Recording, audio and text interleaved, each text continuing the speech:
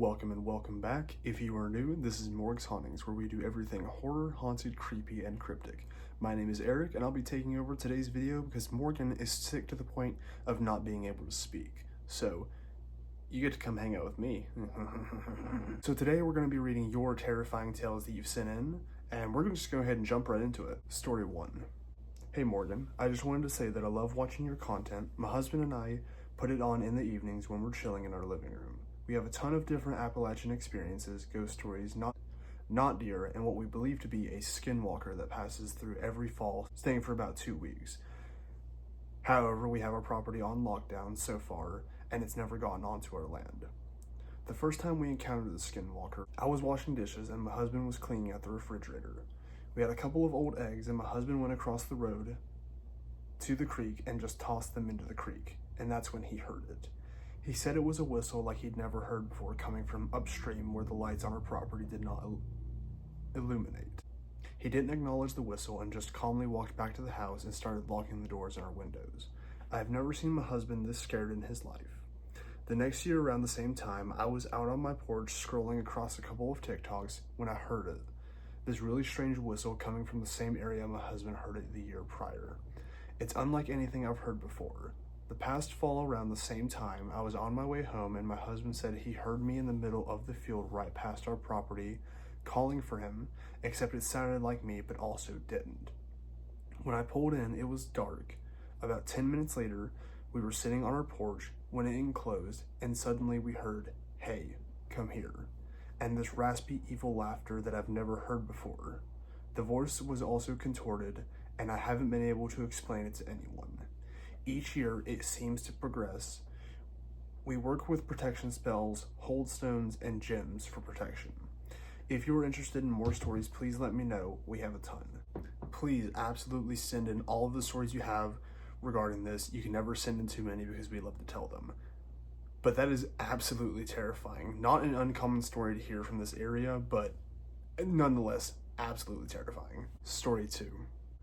Hello, I sent you an email a couple of weeks back and decided I want to send you a couple of more of my stories. The first one is from my childhood, although I'm not 100% sure it was paranormal. I still say at the very least that it was weird.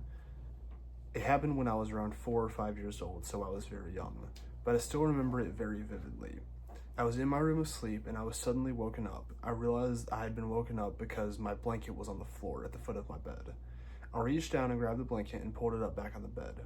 I went to lay down again when something yanked my pillow off the bed, so I reached down to grab my pillow, and when I did, something yanked my blanket off the bed again. Mind you, I was not yet scared at this point, but I was getting mildly irritated. So I decided I was going to be clever and gripped onto my pillow as hard as I could and reached down and grabbed my blanket, pulling it back upward. When I did, I could feel something yanking at my pillow, but I hung onto it. Then I felt the blanket being yanked at. I hung onto both and essentially playing this weird tug-of-war with something. Finally, I gave up and decided I was just going to sleep on the couch. Now, as I pointed out earlier, I wasn't scared yet, but when I tried to get out of bed, I couldn't. The best way I can describe it, it was like an invisible wall trapping me, and I instantly freaked out. I started screaming and crying at the top of my lungs. I was standing on my bed screaming and freaking out, banging on the invisible wall when my mom and dad came into the room and saw me. But the second the light turned on, everything stopped. My dad told me I was probably just dreaming, but even to this day, I maintain that I woke up, and in fact, I was awake through all of it. Now, if it was some weird wake dream state, I suppose that's possible, but it's still really creepy. Ugh, and to remember that at such a young age too. Story 3. Hello, I thought I'd submit a creepy story of my own for the YouTube channel. I really enjoyed all of the stories of your other viewers submitted, so I thought I'd contribute. Hope you enjoy. I've been dealing with sleep paralysis for years. Usually, I get sleep paralysis when I fall asleep on my back or outside of my normal sleeping hours. Alas, daytime naps are thus a risk. I've known what sleep paralysis is for such a long time now that whenever I get it, I instantly recognize what's happening. It takes a lot of the fear out, though the hallucinations are very odd. The usual articles I read don't exactly describe what I go through. I still get the whole body being paralyzed, but being unable to talk or move a fingertip, the usual. But instead of any visual hallucinations, I get physical ones. Usually phantom hands tugging at my arms and legs, maneuvering me around on my bed. It always felt real, but whenever I snapped out of it, I'd be in the same position that I fell asleep in. No visual hallucinations, though I do consciously try to keep my eyes closed so that if there is something to greet me, I wouldn't see it. But one night that changed. I fell asleep one night, then woke up to the familiar feeling of not being able to move and something tugging at my ankles. Annoying, but whatever. I couldn't do anything until my unconscious body caught up with my conscious mind, except I then felt something whispering in my ear. They said, the way she is, we could do anything we want with her. A feminine voice, but I couldn't tell their age. I never heard voices during a sleep paralysis episode, and I have to tell you, the shock of it immediately woke me all the way up. I shot out of bed wondering what was that? And it took a good while to calm myself down. I've had other sleep paralysis episodes, but I've never heard anything like that since. It probably isn't supernatural, but sometimes our brains are plenty creepy all on their own. Okay, so we read a lot of scary stories on this channel. Anything involving sleep paralysis gives me absolute chills. Just the thought of not being able to do anything while these demons just harass you, nah. Story 4. Hey, it's the girl from Italy again. I just now realized that I forgot to put YouTube in the subject line of the first email that I sent you, so this will be my first email I wrote to you. Lately, I've been obsessing over your TikTok channel again. First of all, props to you for reaching Italy with your content. I hope you can understand what I'm saying and that I don't make too many grammar mistakes. I've had a lot of experiences in my life. Some of them are hazy memories and some are still recent and very vivid. It is practically impossible to put everything in a chronological order, so this is going to be very chaotic. The first thing about me, I'm 18 years old and I've always lived in the same house. It's an older house built in the 1960s. I've always been kind of sensitive towards the paranormal stuff, dealing with kinds of visions or unexplainable sounds or movements that have become some kind of normality for me. About half a year ago, I gave into the urge to try witchcraft, and I've come to understand a lot more of what I've experienced, but let's get into it. The man with the skin made out of wax. When I was about 7 or 8 years old, I was playing in the woods by my house with a neighbor kid. We were playing hide and seek, and it was my turn to search. The light was fading fast, so this was the last round we played. I was searching for her, walking towards the edge of the woods, staying on the path. Suddenly, I could see this figure coming towards me, and with the figure came this strange fog. Mind you, I was a little kid, so I didn't put much thought into it, but I was creeped out. The figure kept getting closer, turned out to be an older man wearing a suit and carrying a briefcase. On his head, he had a green felt hat. And in itself, this man isn't necessarily something strange, but I swear to God his skin was made out of wax. He didn't look at me or acknowledge my presence at all, just walking past without a hurry. To make things stranger, the direction he was walking in had no civilization for hours, and this man walked into the woods looking like he had just gotten off of work. Years later, I met a girl and became good friends with her.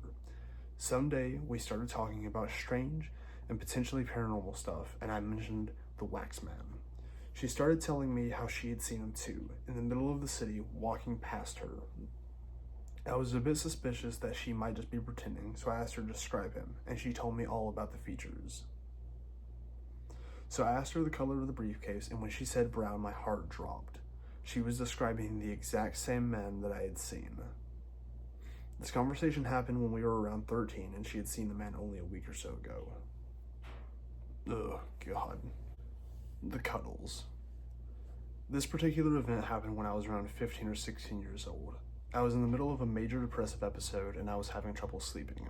At one point, I had gotten so desperate that I would call out into my dark room at night to invite any and all creatures or spirits to come sleep with me in bed if they want to hold and cuddle me. In retrospect, this is stupid on so many levels, but whatever. Anyway, I remember this one particular night.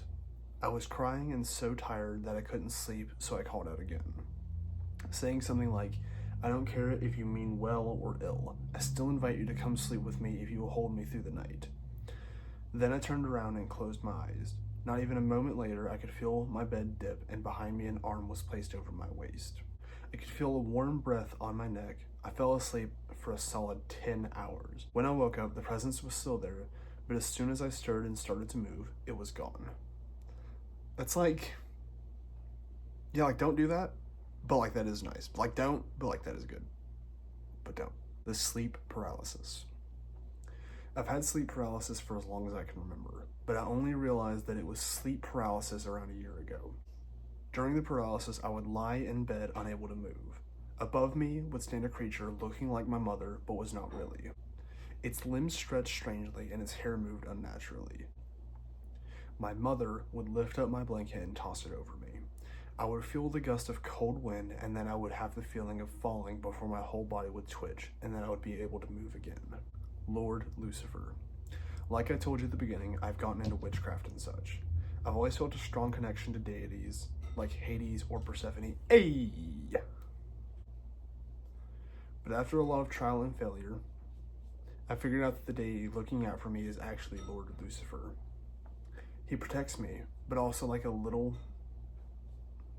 But he also likes to scare me.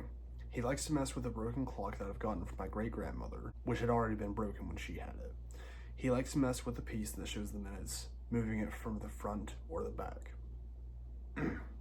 He also likes to mess with the lights in our kitchen, which is a bit annoying but overall funny, especially because my sister gets annoyed at it. I love any story in which someone works with Lucifer because it is always like either like terrifying because he's just so like serious, like he's very serious, or it's like he's like mischievous, and I love that. I absolutely love that. So yeah, these are just a few of my experiences. If you'd like to hear about more of them, just let me know. Or if you have questions regarding my worship with Lord Lucifer, I wish you the best and thank you for having an open mind and an open heart. Yeah, absolutely. If you have any more stories just regarding things that may have happened to you, or if you just feel like sharing any stories with your practice with Lord Lucifer, we'd love to hear them. Just send them into the email. But that is going to wrap us up for the reading of your terrifying tales. Thank you all so much for sending in the emails. We love looking over these emails and love reading these stories. If you have any more, please send them into the email that's in the description. Thank you all so much for watching, and we'll see you in the next video.